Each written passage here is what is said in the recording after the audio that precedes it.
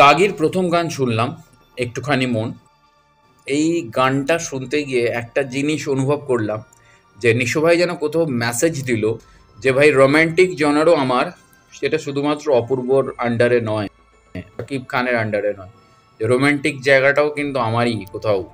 কেননা দেখুন, নিশো মানেই আমরা জানি একটা সিরিয়াস অভিনয়, সিরিয়াস করতে করতে একটা কমেডি অভিনয়, এবং তার মধ্যে একটু পাগলাটের ব্যাপার থাকবে, একটুখানি তার মধ্যে একটা হট করে একটা ব্রুটালনেস চলে আসবে, হট করে একটা রাগ চলে আসবে। তো নিশোর মধ্যে আমি বলেছিলাম, নিশোর মধ্যে একটা কমপ্লিট প্যাকেজ থাকে, যে প্যাকেজটা আমি আমাদের দেশে, আমাদের ভারতবর্ষের মধ্যে আমি অক্ষয় কুমারের মধ্যে দেখতে পাই, আমি রবি তেজার মধ্যে দেখতে পাই এই প্যাকেজটা, যে এরা কমেডি করতে করতে সিরিয়াস হয়ে যায়, সিরিয়াস হতে হতে কমেডি করে ফেলে। ঠিক আছে, তো এক্স্যাক্টলি সেই জায়গাটা নিশোর মধ্যে রয়েছে। এবং তার সাথে সাথে নিশো একটা বড় মাপের অভিনেতা, নিশো একটা বড় মাপের অভিনেতা, মানে নিশোর কোথাও, আমি বারবার বলেছি যে নিশোর জীবনে কোথাও একটা ভালো স্ক্রিপ্টের প্রয়োজন, যে স্ক্রিপ্টটা নিশোকে আরও উচ্চতায় নিয়ে চলে যাবে। আমরা সুড়ঙ্গতে নিশোকে দেখেছি, এবার দাগিতেও দেখতে পাবো নিশোকে, আমরা বহু নাটকে দেখেছি নিশোকে। হ্যাঁ, বাংলাদেশের প্রত্যেকে ভালো অভিনেতা, আমি শাকিব খানকেও ছোট করছি না, আমি চঞ্চল চৌধুরী আর মোশাররফ করিম তো লেজেন্ডারি জায়গায় চলে গেছে।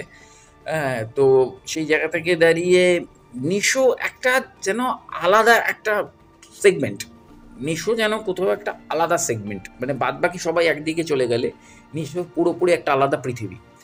তো সেই যে ব্যাপারটা নিশোর মধ্যে রয়েছে, যে আমি একটা ভিডিও দেখছিলাম যে কেন অপূর্ব নিশো হতে পারলো না, কিন্তু অপূর্ব আমাদের গোলাম মামুনের চরিত্রটা ভালো করেছিল, তারপরে আমাদের দেশে, আমাদের ভারতবর্ষে সে চালচিত্র গত বছর অ্যাজ এ ভিলেন করে গেল। তো এইসব তুলনামূলক আলোচনা চলতেই থাকবে হয়তো, কিন্তু ঘটনা হচ্ছে প্রত্যেকেই আলাদা আলাদা বৈশিষ্ট্য নিয়ে এসেছে অভিনয় করতে, পারফরমেন্স করতে। তাই কারোর সাথে কারোর তুলনামূলক আলোচনা করাটা খুব বৃথা, এবং শাকিব খানের সাথে নিশোর আলোচনা করাটা তো আরও বড় বৃথা, কারণ শাকিব খান অনেক বেশি সুযোগ পেয়েছে, শাকিব খান অনেক আগে এসছে। আমি যদি এখন সচিন তেন্ডুলকারের সাথে সৌরভ গাঙ্গুলির একটা তুলনামূলক আলোচনা করি, তাহলে তো আমার ভুল হবে, কারণ সৌরভ গাঙ্গুলি অত ম্যাচ খেলেনি যতটা সচিন তেন্ডুলকার খেলেছে।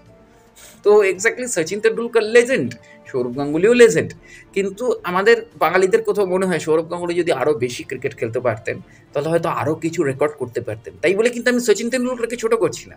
ঠিক তেমনই শাকিব খান এবং নিশো ভাইও এরকমই একটা প্যাটার্নে থাকেন, যে হয়তো আরও অনেক আগে সুযোগ পেলে আরও অনেক কিছু করতে পারতো। আবার কেউ কেউ আমার এই কথাটা শুনে অনেকে গালি দেয় শাকিব খানের ফ্যানরা, কিন্তু ব্যাপারটা তা নয়। আজকে যেরকম একটা ওপেন প্ল্যাটফর্ম হয়ে গেছে বাংলাদেশ ফিল্ম ইন্ডাস্ট্রি, একটা সময় এতটা ওপেন প্ল্যাটফর্ম হয়তো ছিল না। তো কিন্তু সেই জায়গা থেকে দাঁড়িয়ে আজকে যেমন সবার ছবি ইজিলি রিলিজ হচ্ছে, তো একটা সময় হয়তো কম্পিটিশন থাকতো, একটা ব্যাপার থাকতো যে সবার ছবি একসাথে নিতে পারতো না, বা সবাই হয়তো সিনেমাতে সুযোগ পেতো না। কিন্তু ওই যে বললাম, বাংলাদেশ ফিল্ম ইন্ডাস্ট্রির দুটো প্যারালাল লাইন চলছে, একটা হচ্ছে সরাসরি সিনেমাতে সুযোগ নাও, তাহলে নাটক করতে করতে করতে করতে করতে করতে ওঠো।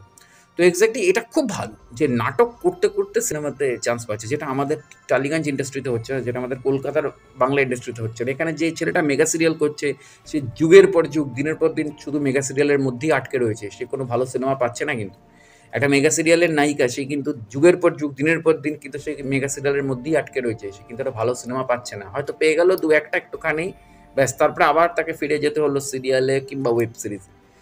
কিন্তু বাংলাদেশে এটা হচ্ছে না, কিন্তু বাংলাদেশে কিন্তু যেটা হচ্ছে সেটা হচ্ছে তাকে আর ফিরে আসতে হচ্ছে না নাটকে, সে সিনেমাতেই স্টে করে যাচ্ছে। তো দ্যাটস কল ইউনিক একটা জায়গা বাংলাদেশের ক্ষেত্রে। এবং নিশো ভাইয়ের যে গান, এই গানটাতে আমার খুব অদ্ভুত অনুভূতি লাগলো।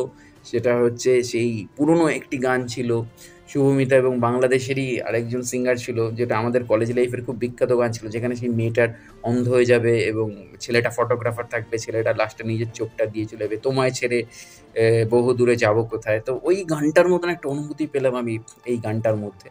তো এক্স্যাক্টলি দাগির অন্যান্য আপডেটগুলো নিয়েও আমি আসছি।